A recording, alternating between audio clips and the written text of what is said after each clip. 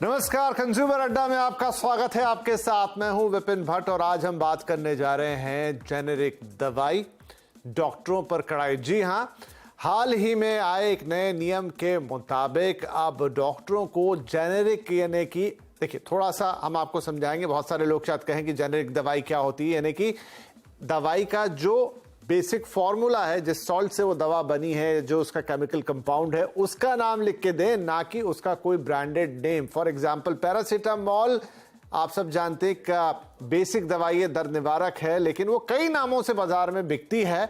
आपने अलग अलग नामों से उसे खरीदा भी होगा, लेकिन अब ये कहा जा रहा है कि आप पैरासीटामोल लिख कर दें, ना कि कोई नाम लिख कर दें कि वो डोलो है या एस्प्रिन है या डिस्प्रिन है या कोई और दवाई है।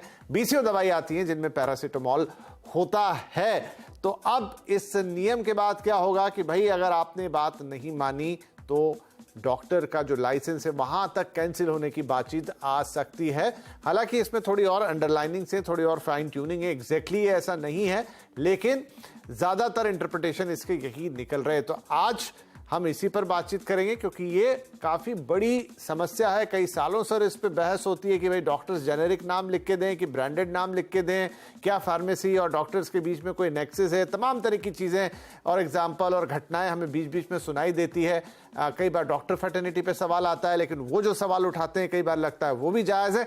तो बहुत सारी बातें, तो आज इसी पर खुलकर चर्चा करेंगे क्योंकि कंज्यूमर से जुड़ा हुआ सीधा टॉपिक है। कंज्यूमर्स को लगता है कि उनके दवाइयों पे बहुत पैसे खर्च हो जाते हैं, जबकि जेनेरिक दवा काफी सस्ते में उपलब्ध होती है। तो पहले एक बार आपको दिखा देते हैं कि वो एग्जैक्टली क्या आदेश है, क्या कहा है नेशनल मेडिकल कमीशन ने, किस तरह की बात कही है। तो उन्होंने कड़ाई का जिक्र किया है। अब किस तरह की कड़ाई की वो बात कर रहे हैं, वो कह रहे हैं ब्रांडेड जेनेरिक दवा लिखने से बचें, यानी कि आप किसी ब्रांड का, किसी कंपनी का जो ब्रांड नेम वाला दवा है वो ना लिखें। प्रिस्क्रिप्शन में जेनेरिक नाम लिखें, जो मैंने आपको अभी बताया कि जो केमिकल कंपाउंड का नाम है, फॉर एग्जांपल पैरासीटामोल, वो लिख के दें। आसानी से उपलब्ध जो जेनेरिक दवाएं हो वैसी लिखें, क्योंकि हर दवा जेनेरिक फॉर्म में उपलब्ध हो, कई बार ऐसा नहीं होता है। ऐसी दवा जिस पर जेनेरिक नाम लिखा हो, मतलब ब्रांडेड अगर नाम भी हो तो वहां जेनेरिक उसका ब्रांड नेम भी या उसका जो कोड नेम है वो भी लिखा हो। जेनेरिक की खरीदी बिक्री को बढ़ावा दिया जाए, ये भी कह रहा है यह आदेश। और जेनेरिक ब्रांडेड की समानताएं भी बतलाई जाएं कि भाई क्या अंतर है या क्या किसी सॉल्ट के फॉर्मूले में डिफरेंस है यहां पर।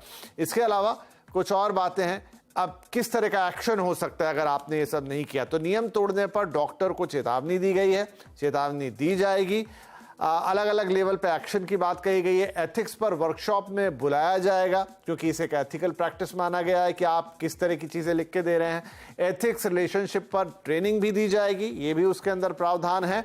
और क्या होगा, बार बार अगर नियम तोड़ा गया तो एक्शन किया जाएगा। और एक्शन में क्या होगा कि प्रैक्टिस लाइसेंस को सस्पेंड किया जा सकता है, टेम्पररी भी या फिर परमानेंटली भी। ये डिसीजन आगे की जो अथॉरिटीज हैं वो लेंगी।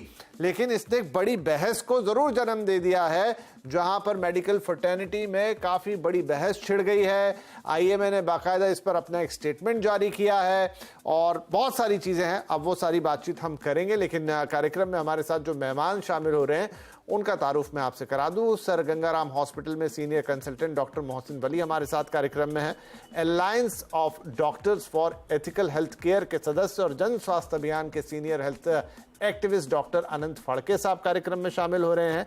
और मैक्स हॉस्पिटल के एसोसिएट डायरेक्टर डॉक्टर दुदुल मंडल भी हमारे साथ कार्यक्रम में शामिल है। आप तीनों का ही बहुत बहुत स्वागत है, क्योंकि हम सबके बीच में आई थिंक डॉक्टर वली सबसे वरिष्ठ हैं।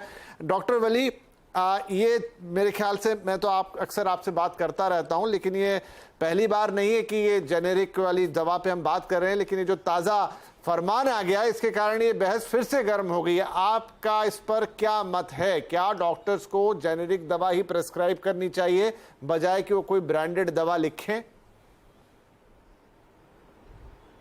नहीं, इसमें कई जगह लाइंस हैं और कई कैटेगरीज हैं। हम लोग ख्याल रखते हैं कि जो मरीज हमको लगता है अफोर्ड नहीं कर पाएगा, मैं यहाँ गरीब शब्द में प्रयोग करूँगा, जो मरीज अफोर्ड नहीं कर पाएगा, जिसकी पॉकेट में इतने पैसे नहीं है कि वो बहुत महंगा ब्रांड ले, तो हम लोग बहुत एहतियात करते हैं।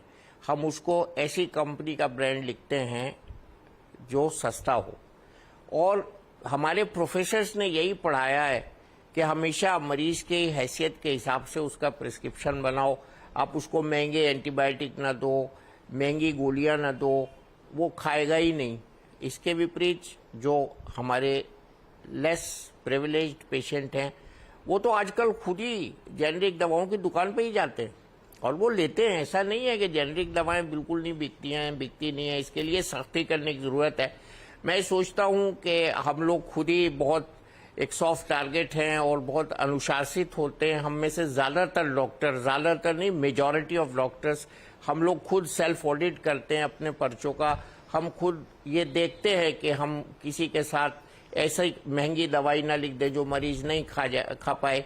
लेकिन मैं यहाँ ये जरूर कहना चाहूंगा, एक बड़ी तादाद हमारे देश में सरकार ने कवर कर रखी है ऑलरेडी, जिनको गवर्नमेंट डिस्पेंसरीज से, स्टेट की गवर्नमेंट से और बड़ी उससे भी तादाद सेंट्रल गवर्नमेंट हेल्थ स्कीम से दवाएं मिलती है और वो उनको फ्री मिलती है। और इसमें पूरा इस बात का निर्धारण होता है कि कौन से ब्रांड को खरीदा जाए, कहाँ से दवाई मंगवाई जाए।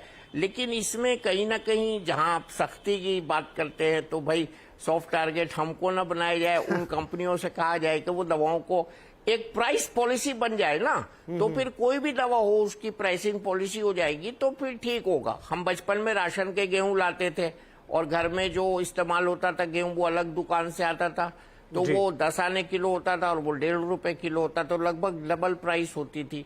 वो भी खाया जाता था, ऐसे नहीं कि उसको हम लोग नहीं खाते थे। वो कम मिलता था लेकिन उसको मिलाया जाता था कभी कभी। तो मैं ये कहूंगा कि एक यूनिफॉर्मिटी होनी चाहिए। मैं जब अमेरिका गया मुझे बड़ा ताज्जुब हुआ। मैंने देखा हमारे यहाँ एक नई दवा आई थी उस वक्त, बहुत सालों की, दशकों पहले ही बात है, ज़ेंटेक।